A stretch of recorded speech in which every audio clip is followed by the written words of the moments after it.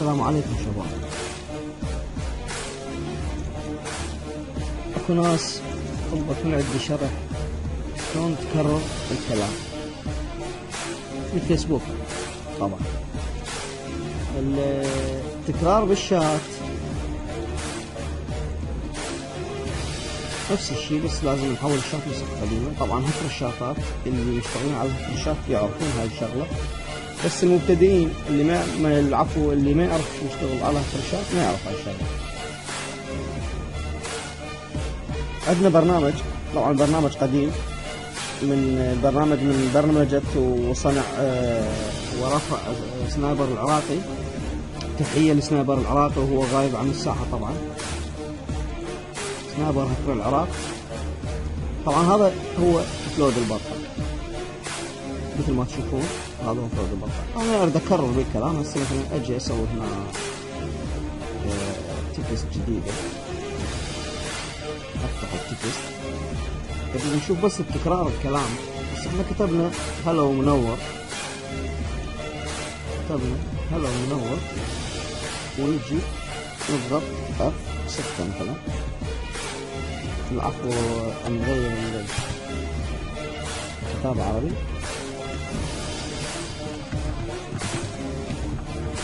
شوف السرعة، يعني جدا سريع. هذا هاي 11 خانة، يعني عندنا 44 خانة. مثلا نختار احنا هاي الخانة هاي F1 بالكيبورد موجود، F1 F2 F3 F4 F5 F6 إلى حد F11.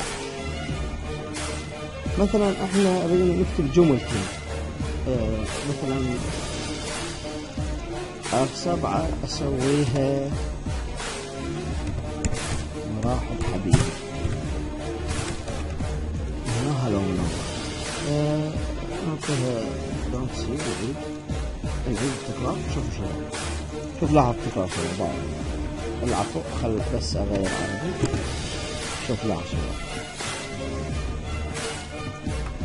مجرد ما تنقر انت على افات وهو البرنامج بوحده يكرر. انت بس تكتب بالبرنامج وتضل تدوس F6 F7 وهو البرنامج يكرر بدون تعب، بدون كل شيء. طبعا سرعها اللي على البرنامج. وهاي هي شباب، ان شاء الله عجبكم الدرس. متابعة على صفحتي إذا حبيتم، سووا متابعة على صفحتي على مود يوصلكم كل ما هو جديد.